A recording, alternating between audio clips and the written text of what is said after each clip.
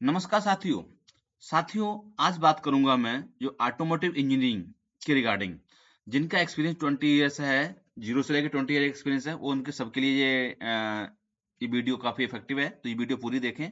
इसमें मैं कवर करूंगा आज क्वेश्चंस जो करीब 35 क्वेश्चंस रहेंगे, जो किस रिगार्डिंग रहेंगे, एमएससी के रिगार्डिंग क्वेश्चंस रहेंगे ये, ठीक है।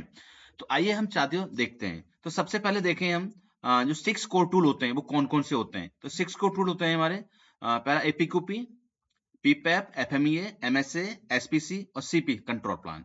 इन सब की फुल फॉर्म दी हुई है, ये सब आपको पता होना चाहिए। तो ये हमारे मैनुअल्स हैं, 6 मैनुअल्स हैं। इन मैनुअल के बारे में हम ट्रेनिंग भी कराते हैं। अब हमारे बात हुई इनकी फुल एडिशंस कब कब आए। जो एमएसए का जो पहला मैनुअल है वो 4th एडिशन है और 2010 में आया था। एसपीसी का सेकंड एडिशन 2005 का है। पीपैप का 4th एडिशन 2006 का है। और एफएमई का ये फर्स्ट एडिशन 2019 का है। और एपीक्यूपी का जो लेटेस्ट एडिशन है थर्ड, ये 2024 का है। कंट्रोल प्लान का फर्स्ट एडिशन ये 2024 का है।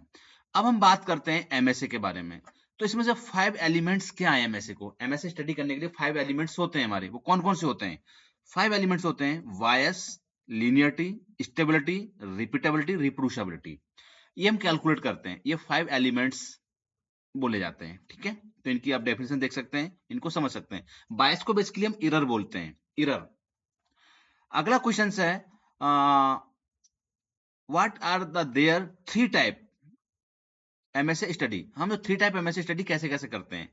तो एक होता है गेज रिपीटेबिलिटी, रिप्रोड्यूसिबिलिटी, गेज आरएनडर को बोलते हैं हम। दूसरा होता है एट्रीब्यूट, गेज एग्रीमेंट्स, जो भी हमारा एनालिसिस करते हैं, जो एट्रीब्यूट में से होता है ना, उसका एग्रीमेंट एनालिसिस, एग्रीमेंट एनालिसिस। और थर्ड होता है बायस, लीनियरिटी, स्टेबिलिटी, जो हम कैलिब्रेशन के दौरान देखते हैं। ये कब देखते हैं? कैलिब्रेशन के दौरान। तो हमारा पहला एग्रीमेंट क्या होता है? पहला होता है हम जो वेरिएबल के लिए स्टडी करते हैं, गेज आरएनडर और एनडीसी वैल्यू, ये हम बाद में समझेंगे। और जो एट्रीब्यूट के लिए एग्रीमेंट बोलते हैं, ठीक है, और ए। और जो बायस, लीनियरिटी, स्टेबिलिटी, ये हम कैलिब्रेशन के दौरान चेक करते हैं। अब हम बात करते हैं एमएसए और एसपीसी में डिफरेंस क्या है। एमएसए में हम और एसपीसी में क्या डिफरेंस है साथियों, ये देखिए। एमएसए और एसपीसी का डिफरेंस पूरा ये दिया गया है, आप देख पा रहे हैं। एसपीसी में हम प्रोसेस कैपेबिलिटी देखते हैं और एमएसए में मेजरमेंट की कैपेबिलिटी, इंस्ट्रूमेंट की कैपेबिलिटी और जो ऑपरेटर है उसकी कैपेबिलिटी देखते हैं। अगर हम इसमें हमें कैलकुलेशन की बात करें तो एसपीसी में सीपीसीपी के, पीपीपीपी के, सीएमसीएम के कैलकुलेट करते हैं। वेरिएबल, अगर हम चार्ट की बात करें तो वेरिएबल चार्ट, इसमें से आईएमआर चार्ट होता है, एक्स बार आर चार्ट हो गया, एक्स बार एस चार्ट हो गया। एट्रीब्यूट में P chart, NP chart, C chart, U chart, ये सब चार्ट हो गए। अगर हम एमएसए की बात करें तो बायस, लीनियरिटी, स्टेबिलिटी, रेजुलेशंस, ये सब कैलकुलेट करते हैं। वेरिएबल में हम बात करते हैं गेज आरएनडर, एनडीसी वैल्यू। एट्रीब्यूट में बात करते हैं effectiveness, fast alarm, miss rate और कप्पा वैल्यू। तो ये डिफरेंस दिया हुआ है। आप इंटरव्यू में जो भी क्वेश्चन पूछे जाते हैं तो आप बता सकते हो कि एमएससी और एसपीसी में क्या डिफरेंस है। ये इतना बता दोगे तो आपको काफी पता लग जाएगा। तो इसमें हम कैलकुलेट करते हैं एमएसए में इंस्ट्रूमेंट्स और ऑपरेटर की कैपेबिलिटी, इसमें प्रोसेस की कैपेबिलिटी चेक करते हैं। अब बात करते हैं हम वेरिएबल और एट्रीब्यूट डाटा क्या होते हैं। ये वेरिएबल और एट्रीब्यूट डाटा, देखो वेरिएबल डाटा वो होता है, इसको हम कंटिन्यूस डाटा बोलते हैं, क्वांटिटेटिव डाटा बोलते हैं, जो मेजर कर सकते हैं, कोई डेसिमल में वैल्यू आती है, वो हमारा वेरिएबल डाटा कहलाता है। क्वांटिटेटिव डाटा या फिर एट्रीब्यूट डाटा, इसको यस, नो, ओके, नो, पास, फेल, गो, वेट, ये बोलते हैं। तो कोई सिंपल के आधार पर दिया हुआ है, ये आपके वेरिएबल हो गया, ये आपके एट्रीब्यूट्स हो गए। इसी प्रकार से हम बात करें आपका एमएसए का यूज क्या है, कैसे यूज करते हैं, वैसे यूज कब करते हैं। तो gauge repeatability, reproducibility, gauge R and R percentage calculate करते हैं। इसी में आपका जो भी प्रेसिडेंस, टॉलरेंसेस, रेशियो देखते हैं। ये सारी एक्टिविटी है, बायस, लीनियरिटी, स्टेबिलिटीज ना, कंट्रीब्यूशंस ऑफ वेरिएशंस, ये सब एक्टिविटी करते हैं हम। एनडीसी वैल्यू कैलकुलेट करते हैं। तो ये सारी एक्टिविटीज हमें, ये सब हम इंडिकेटर्स हैं हमारे ना। एमएसए के यूज करते हैं इंडिकेटर, क्या क्या इंडिकेटर यूज करते हैं? वायस, लीनियरिटी, स्टेबिलिटीज, है ना। और ये है आपका contributions, variations, NDC value, gauge R and R percentage में, ये सारे हमारे इंडिकेटर हैं। अगला क्वेश्चन आता है आपका वेरिएबल कंट्रोल चार्ट और एट्रीब्यूट कंट्रोल चार्ट में क्या अंतर है। देखो वेरिएबल कंट्रोल चार्ट में कौन कौन से होते हैं, एट्रीब्यूट चार्ट कौन कौन से होते हैं, ये भी आप बता सकते हैं, ये वेरिएबल चार्ट है या एट्रीब्यूट चार्ट है। अगला आता है एक्सेप्टेंस क्राइटेरिया कापा की वैल्यू कितनी एक्सेप्टेंस होनी चाहिए। अगर हम शॉर्ट में बात करें तो आपका 0.75 से लेके 1 तक जो वैल्यू होती है वो आपका एक्सीलेंट एग्रीमेंट कहलाता है, आपका जो एक्सीलेंट एग्रीमेंट कहलाता है। अगर 0.4 से लेके 7.5 के बीच में होता है ये गुड या एग्रीमेंट कहलाता है, गुड एग्रीमेंट कहलाता है। तो इसमें फिर और भी हमने कैटेगरी में डिसाइड किया हुआ है, ये आप देख सकते हैं, जो कि 0.8 से लेके 1 तक वेरी गुड, और 0.6 से लेके 8 तक गुड, और 0.4 से लेके 6 तक मैंडेटरी, और और 0.2 से लेके 0.4 तक फेयर, और 0.2 से जो कम आ रहा है तो आपका पुअर है। तो इस टाइप से भी डिसाइड किया हुआ है, इस टाइप से हमने 3 कैटेगरी में डिसाइड किया हुआ है, आपको याद करने के लिए इजी हो जाता है। ठीक है, और कप्पा वैल्यू हमेशा याद रखना एक से ज्यादा नहीं होती है, कप्पा वैल्यू एक रहती है मैक्सिमम। अगला आता है आपका difference between the accuracy and precisions. MSA में बात करते हैं तो एक्यूरेसी और प्रेसिजेंस क्या होता है। ठीक है, एक्यूरेसी और प्रेसिजेंस का हम एग्जांपल लें तो देखिए, हाई एक्यूरेसी की बात करता है तो जो आपके सेंटर में होता है, आपका जो आपके टारगेट दिया गया है वो आपका एक्यूरेसी की बात करता है। और हाई प्रेसिजेंस बताता है कि अपनी कितनी क्लोजनेस है, जो पॉइंट्स हैं, जो वैल्यू है आपकी कितनी क्लोजनेस है, वो आपकी प्रेसिजेंस बताता है। अगला बात करते हैं हम what is the latest editions of MSA. जो लेटेस्ट एडिशन एमएसए कौन कौन चल रहा है, तो वैसे फोर्थ एडिशन चल रहा है, जैसे मैंने बात करी थी 2010 का है, जून 2010 का। तो ये एएजी के आधार पर कब कब एडिशन आए उसकी सारी डिटेल्स ये दे रखी है। अगला क्वेश्चन आता है हमारा, how many samples variable MSA calculation के लिए क्या क्या चाहिए, यानी हमें जो वेरिएबल एमएसए स्टडी करते हैं उसमें सैंपल 10 सिलेक्शन करते हैं, तो कैसे करेंगे, कितने सैंपल चाहिए। तो सिलेक्शन मिनिमम 10 सैंपल्स, और लॉन्ग टर्म प्रोसेस वेरिएशंस। एक एग्जांपल लेते हैं, हमारी कोई स्पेसिफिकेशन 18.1 प्लस माइनस 0.2 है, इसका मेरे को सैंपल सिलेक्शन करना है, तो मैं 10 सैंपल सिलेक्शन करूंगा। मिनिमम लूंगा मैं 17.9 से लेके 17.3 तक के बीच के सैंपल सिलेक्शन कर लेंगे। इसी टाइप से हम सिलेक्शन कर सकते हैं, जो कि हमारे स्टूडेंट की लिस्ट काउंट क्या है, हमारे 0.01 है, इसके आधार पर हम पॉइंट्स का सिलेक्शन कर सकते हैं। अगला क्वेश्चन आता है हमारा full form of NDC value, और इसकी विद एक्सप्लेन करिए एनडीसी वैल्यू क्या होती है। तो एनडीसी वैल्यू हमारी कितनी चाहिए, एनडीसी वैल्यू फुल फॉर्म क्या है, नंबर ऑफ डिस्टिंक्ट कैटेगरीज। अच्छा, इसकी एनडीसी वैल्यू कैलकुलेट कैसे करते हैं, 1.41 into PV divided by gauge R and R, ये हमारी एनडीसी वैल्यू होती है। इसको कैलकुलेट करने का फॉर्मूला है, ये आपको एक्सप्लेन करके पूरा बताया गया है। अगला हमारा एग्जांपल आता है, एनडीसी वैल्यू कैलकुलेट करने का फॉर्मूला ये दिया गया है, ये एनडीसी वैल्यू हम कैलकुलेट कर लेते हैं इसी से।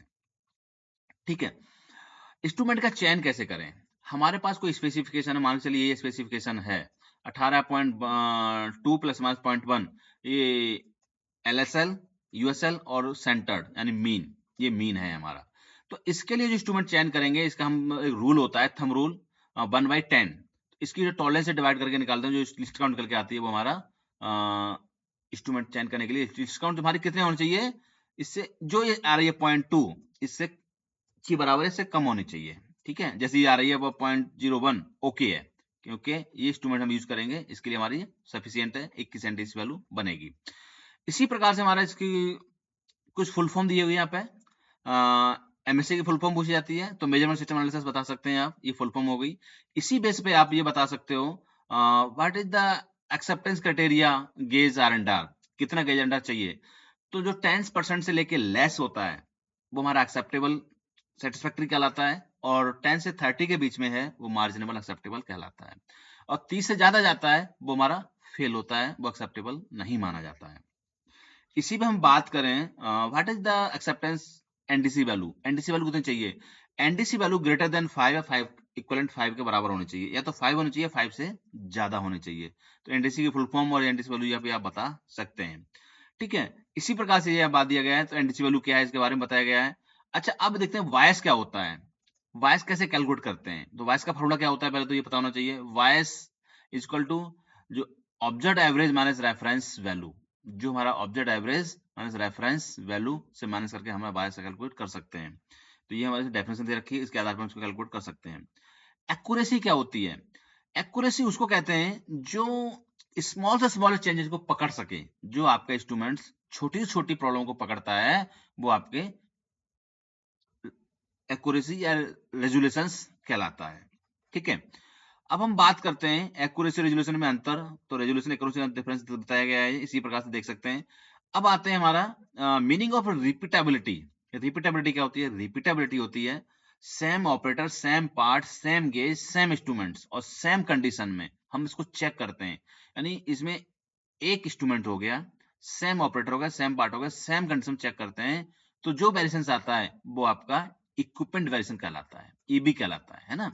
इसमें हम विद इन सिस्टम वेरिएशन देखते हैं और इंस्ट्रूमेंट्स एंड गेजेस की कैपेबिलिटी देखते हैं इसमें। क्लियर? तो इसके कुछ साइंस दिए गए हैं, इसको हम पढ़ सकते हैं कि एक्सेप्टेंस रिपीटेबिलिटीज की है, ये सब देख सकते हो आप। ठीक है, इंपॉर्टेंस ऑफ रिपीटेबिलिटी इंपॉर्टेंस दे रखा है, इसका कुछ एग्जांपल भी दिया हुआ है। अगला बात करते हैं हम, what is the meaning of reproducibility. Reproducibility क्या होती है? रिप्रोड्यूसिबिलिटी में होता है डिफरेंट ऑपरेटर, ऑपरेटर डिफरेंट होते हैं, same part, same gauge, same condition में चेक करते हैं, तो जो वेरिएशन आता है इसमें। अब हमने पहले देखा रिपीटेबिलिटी, रिपीटेबिलिटी में हमने देखा इंस्ट्रूमेंट का वेरिएशन। जब हमारा इंस्ट्रूमेंट ओके होता है तब रिप्रोड्यूसिबिलिटी चेक करते हैं, तो इसमें पता लगता है ऑपरेटर का कितना वेरिएशन आ रहा है। जब ऑपरेटर चेक कर रहे हैं तो इसमें देखते हैं हम एवरेज वेरिएशन और बिटवीन सिस्टम वेरिएशन बोलते हैं इसको। तो ये हम बात करते हैं इसमें इसके। ठीक है, अब बात करते हैं acceptance criteria for attribute gauge study. हमारे जो गेज स्टडी करते हैं उसमें कितनी एक्सेप्टेबल होनी चाहिए। देखिए, ये दिया गया है हमारा एक्सेप्टेंस क्राइटेरिया, जो हमारा इफेक्टिवनेस मेजरमेंट्स, जो डिसीजंस मेजरमेंट सिस्टम है जिसको हम इफेक्टिवनेस बोलते हैं, हमारा डिसीजन मेकिंग 90% से ज्यादा होना चाहिए, मिस रेट 2% से कम होना चाहिए, बेसिकली 0 होना चाहिए मिस रेट, और फास्ट अलार्म हमारा 5% से कम होना चाहिए, तो ये तुम्हारा एक्सेप्टेबल है। और अगर इससे ज्यादा जा रहा है तो ये मार्जिनल एक्सेप्टेबल है, उसको ट्रेनिंग देनी पड़ेगी, इंप्रूव करना पड़ेगा। अगर 80 से और उससे ज्यादा जाता है ये, तो ये आपको नहीं एक्सेप्टेबल है। ये हमने पढ़ ही लिया था। कप्पा वैल्यू हमारी गुड माना जाता है, 0.6 से लेके 0.8 के बीच में गुड है, और वेरी गुड या एक्सीलेंट कहेंगे हम 0.8 से लेके 1 के बीच में, तो वेरी गुड या एक्सीलेंट है। कुछ इसके फार्मूला भी समझते हैं हम। What is the formula of attribute gauge study. अब देखिए, इफेक्टिवनेस का फार्मूला क्या होता है? एक्चुअल ओके को ओके और एक्चुअल एनजी को NG divided by total count. अगर हम मिस रेट की बात करें तो एनजी साइड ओके, प्रोडक्ट तो हमारा एनजी था, उसने ओके बोल दिया, तो क्या होगा? कस्टमर कमेंट्स आएगा ही, इसका फार्मूला ये है। इसी प्रकार से false alarm, okay side NG, okay product था, एनजी बोल दिया, टोटल एक्चुअल ओके, तो ये हमारा फाल्स आर्म हो गया। तो कप्पा वैल्यू का फार्मूला ये दिया गया है, ये सब हम इसको कैलकुलेट कर सकते हैं हम। अच्छा, गोल्स ऑफ क्या है इसका? तो ये हमने सारे फार्मूला समझ लिए, ये एक्टिविटी है। अब ये वीडियो थोड़ी सी लंबी हो रही है, नेक्स्ट वीडियो में मैं लूंगा आपका एसपीसी का। अगर इस पे अच्छे कमेंट्स आए, अगर अच्छे व्यू आए, तो नेक्स्ट वीडियो पूरा एसपीसी के लिए जाएंगे और मैं एसपीसी का पूरा डिटेल में समझाया जाएगा। ठीक है, okay, thank you very much. तो नेक्स्ट वीडियो रहेगी, किसमें रहेगी? हमारी एसपीसी पे रहेगी। यहां से स्टार्ट करेंगे एसपीसी की 34